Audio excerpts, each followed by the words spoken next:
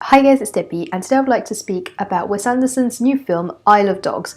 I was really excited when I went to see this movie, especially because it was the first film I'd ever seen in Manhattan. It was actually Upper West Side, close to Central Park. And so I felt so fancy and glamorous just waltzing through the foyer. But this only until the moment in which I entered the wrong room and sat down and started to watch a completely wrong film. After a few moments of awkward fake laughter to join in the rest of the audience, which was laughing and wondering what on earth was going on, I leaned over to the fancy, glamorous man on my side and I asked, "Is this the 4:15 film?" Upon being laughed at, I picked up my not so fancy €10 backpack and quickly ran out, treading on very fancy and glamorous feet. Anyway, eventually I figured out how to cinema, found the right room and finally watched Isle of Dogs. And I loved it. Isle of Dogs is a stop-motion animated film set in Japan in the fictional city of Megazaki. The story is set in a dystopian future in which all dogs have been infected by a canine flu, making them ill and dangerous for humans. The authoritarian government imposes strict regulations concerning dogs, which are quarantined, more like abandoned, on distant Trash Island, where they live in solitude, scavenging for food amid the waste. One day, a boy, Atari Kobayashi, crash lands a plane on the island in a desperate attempt to find his beloved dog Spots. He soon befriends a group of dogs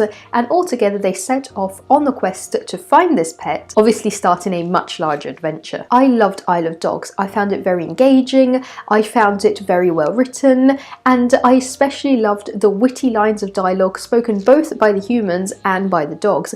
And another feature I particularly liked was how the dogs were given all a set of human features, so speech, problem solving, a quite high level of reasoning, but how at the same time the director left them all the typical dog features we are all very familiar with, such as not resisting when it's time to play, to fetch a stick, the fact of loving humans, loving cuddles, obeying to orders, fighting when it comes down to food, and so on. This harmony of these two features created a set of very lovable characters, and along with some very specific individual features, we were immediately able to recognize the dogs as characters rather than as the dogs which belong to human characters and just aid their function in the plot. For example, Rex, which is voiced by Edward Norton, and it's still so weird hearing his voice after meeting Edward Norton in real life, is the typical loving, adorable, sweet pet. But then there's Nutmeg, which is voiced by Scarlett Johansson, which is the incredibly well-groomed and pampered show dog. Bryan Cranston voices Chief, a rebellious and tough stray dog, which is very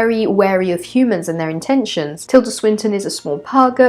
Bill Murray portrays a mascot of a baseball team. So they are an eclectic group of animals, of characters, each with his or her personal features, and which we can't help but fall in love with. Then there is Atari Kobayashi, which is the boy that travelled to the island. I love this character because he still has all that affection for his pet, the tears of sadness of not being able to find him and missing his friend to hug. But at the same time, he is stronger than most of the adults in the film as he bravely travels all the way to the island. He sets off on this perilous mission to find Spots against all of the authoritarian and pretty frightening politicians of Megazaki. I think Atari Kobayashi moves something deep inside each and every one of us. So there's that, he represents that special bond which forms between an owner and his pet, that loving feeling towards an animal. I also enjoyed all of the secondary characters, in particular Tracy, a stubborn and courageous student which admires Atari's mission and which has a very wild and interesting personality. When looking at the visual aspect of this film, it has all the distinctive features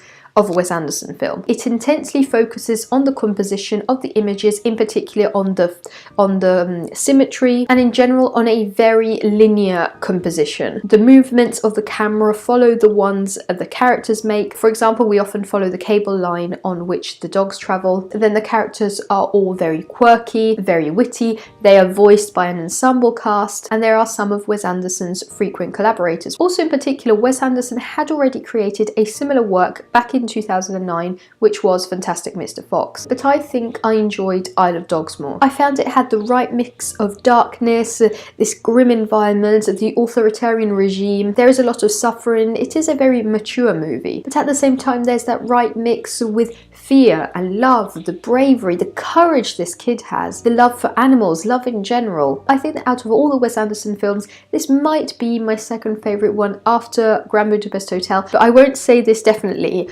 I would like to think about it a bit more, maybe rewatch some of his older films. Isle of Dogs has created a lot of discussion surrounded the concept of cultural appropriation, as it displays typical images of Japan, such as sumo wrestling, sushi eating, while for example at the same time all the dogs speak clear American English. And I'm not here to speak about cultural appropriation, but I believe that in this case this film was not taking advantage of Japan or making fun of Japan or or using Japan as a stereotype, but I believe it is rather a purposely exaggerated situation. Mayor Kobayashi is shown as this huge, imposing dictator. His sideman looks more like a zombie than a human, and the dogs shouldn't even be able to speak. So there is a lot of absurdism in this film, but just like in all Wes Anderson films, in which there are these very staged, nearly theatrical moments. All the adventures in Grand Budapest Hotel look nearly as a staged theatrical comedy. So I believe there was just the intention of creating a story of a boy, of his animal, and the bravery against the enemy, all set in an absurd, exaggerated background. I would like to hear your opinions on this film,